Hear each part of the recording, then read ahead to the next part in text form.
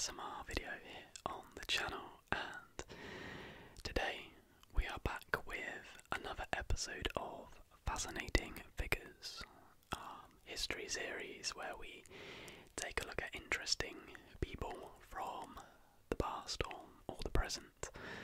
So far we've done Leonardo DiCaprio and Albert Einstein.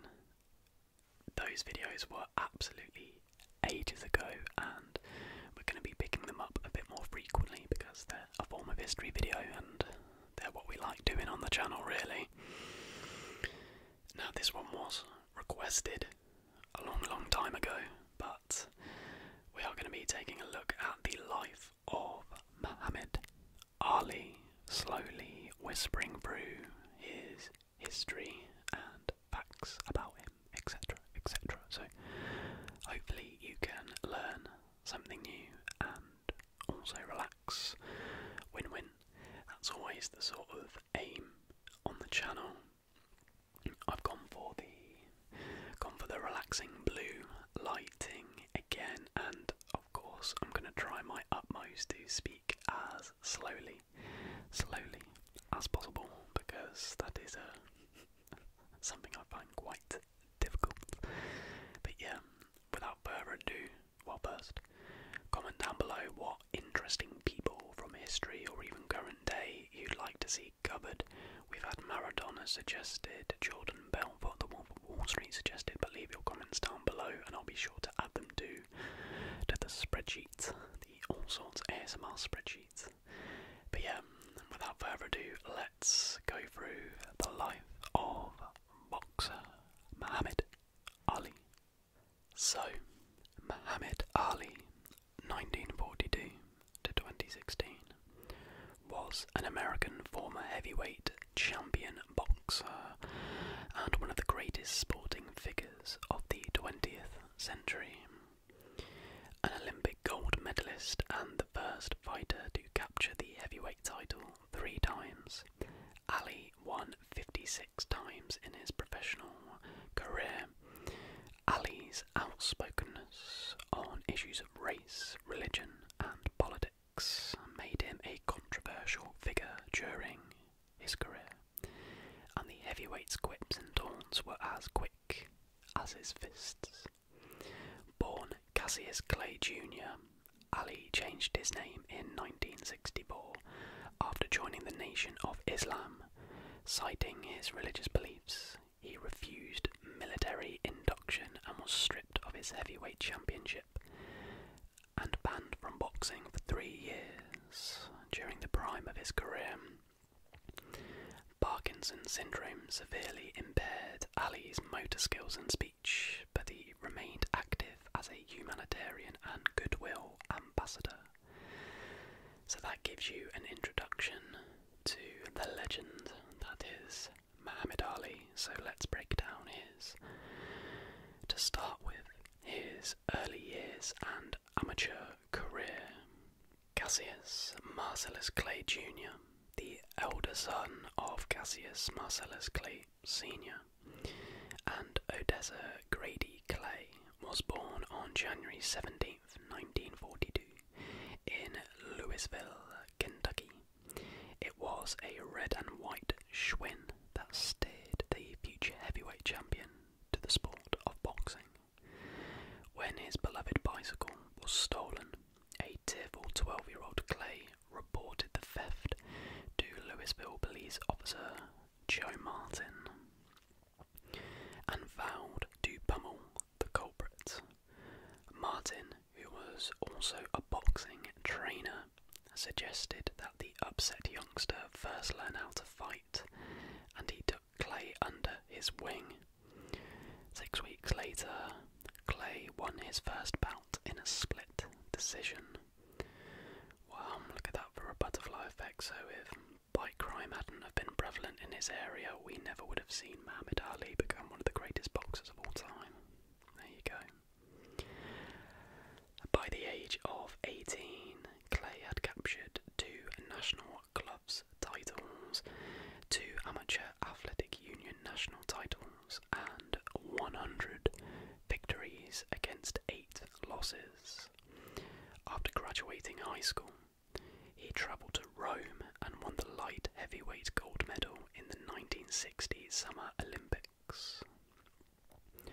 Clay won his first professional boxing debut on October 29th, 1960, in a 6-round decision. From the start of his pro career, the 6'3" heavyweight overwhelmed his opponents with a combination of quick, powerful jabs and foot speed, and his constant braggadocio and self-promotion earned him the nickname Louisville Lip. The next section is called Muhammad Ali, Heavyweight Champion of the World. After winning his first 19 fights, including 15 knockouts, Clay received his first title shot on February 25th, 1964, against reigning heavyweight champion Sonny Liston. Although he arrived in Miami Beach, a 7-1 underdog, the 22-year-old Clay relentlessly taunted Liston before the fight, promising to float like a butterfly and sting like a bee. When Liston failed to answer the bell at the start of the 7th round, Clay was indeed crowned heavyweight champion of the world. In the ring after the fight, the new champ roared, "I am the greatest." At a press conference the next morning, Clay, who had been seen around Miami with controversial Nation of Islam member Malcolm X, confirmed the rumours of his conversion to Islam. Consequently, on March the 6th, 1964, Nation of Islam leader Elijah Muhammad bestowed on Clay the name of Muhammad Ali. Ali solidified his hold on the heavyweight championship by knocking out Liston in the first round of their rematch on May 25th, 1965, and he defended his title 8 more times. Then, with the Vietnam War raging, Ali showed up for his scheduled induction into the US Armed Forces on April 28th, 1967. Citing his religious beliefs, he refused to serve. Ali was arrested, and the New York State Athletic Commission immediately suspended his boxing license and revoked his heavyweight belt.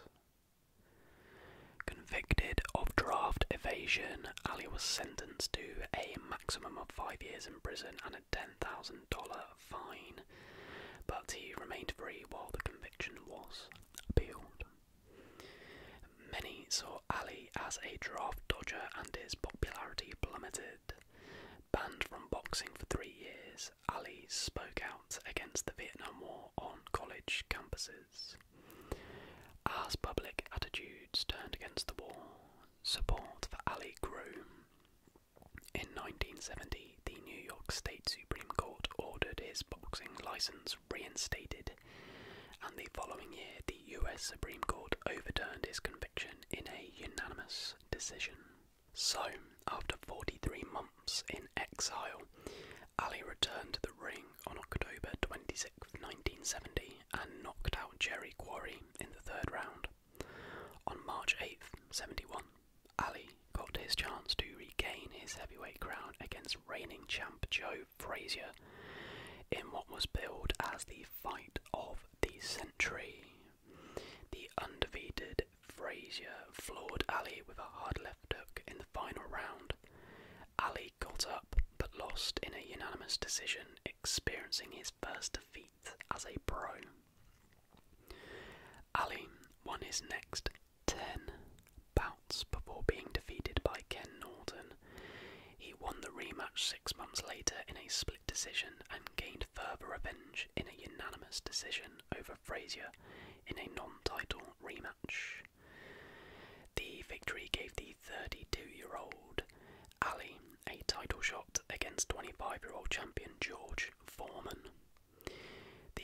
The October 30, 1974 fight in Kinshasa was dubbed the Rumble in the Jungle, very famous fight title. Ali, the decided underdog, employed his rope-a-dope strategy, leaning on the ring ropes and absorbing a barrage of blows from Foreman, while waiting for his opponent to tire. The strategy worked, and Ali won in an 8th round knockout to regain the title stripped from him 7 years prior. Ali successfully defended his title in 10 fights, including the memorable Thriller in Manila on October 1st, 1975, in which his bitter rival Frazier, his eyes swollen shut, was unable to answer the bell in the final round. Ali also defeated Norton in their 3rd meeting in a unanimous 15-round decision. On February 15th, 1978, an aging Ali lost his title to Leon Spinks in a 15-round split decision.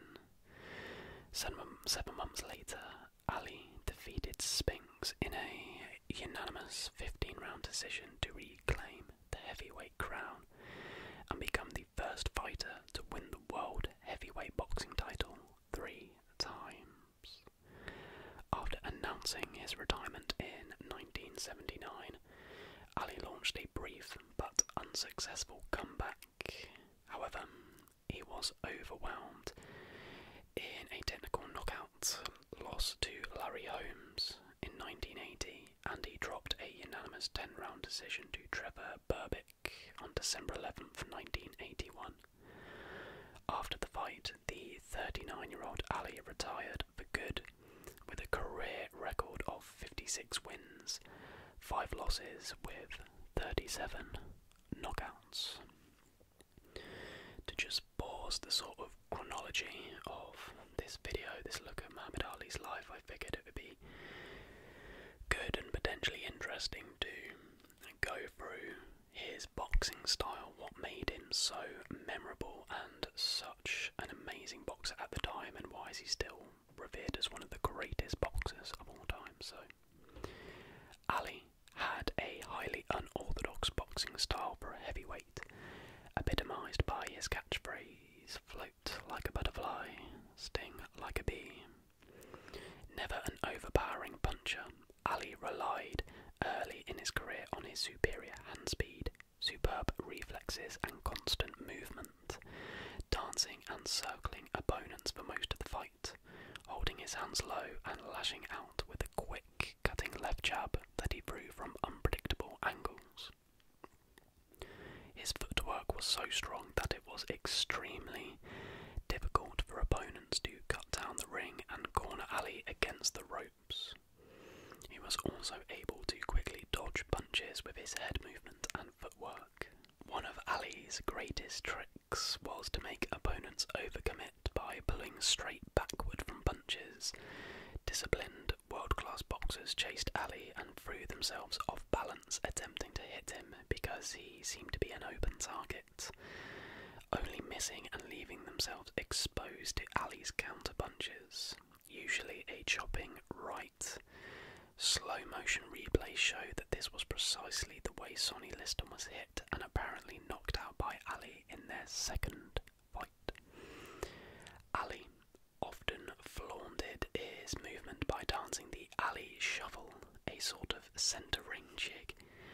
Ali's early style was so unusual that he was initially discounted because he reminded boxing writers of a lightweight, and it was assumed he would be vulnerable to big hitters like Sonny Liston. Darrell Foster, who trained Will Smith for the movie Ali, said Ali's signature punches were the left jab and the overhand right, but there were at least 6 different ways Ali used to jab. One was a jab that Ali called the snake lick, like a cobra striking that comes from the floor almost really low down. Then there was Ali's rapid-fire jab, 3 to 5 jabs in succession, rapidly fired at his opponent's eyes to create a blur in the face so he wouldn't be able to see Ali's right hand coming behind it. So there you go, that gives you a little bit of insight into the boxing style of Muhammad Ali. So, moving on to Muhammad Ali's later years and his legacy.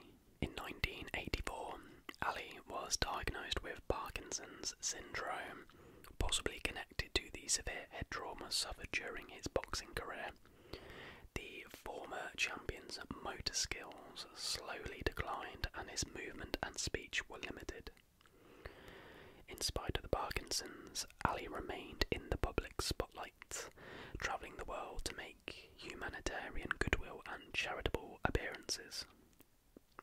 He met with Iraqi leader Saddam Hussein in 1990 to negotiate the release of American hostages, and in 2002 he travelled to Afghanistan as a United Nations messenger of peace. Ali had the honour of lighting the cauldron during the opening ceremonies of the 1996 Summer Olympics in Atlanta.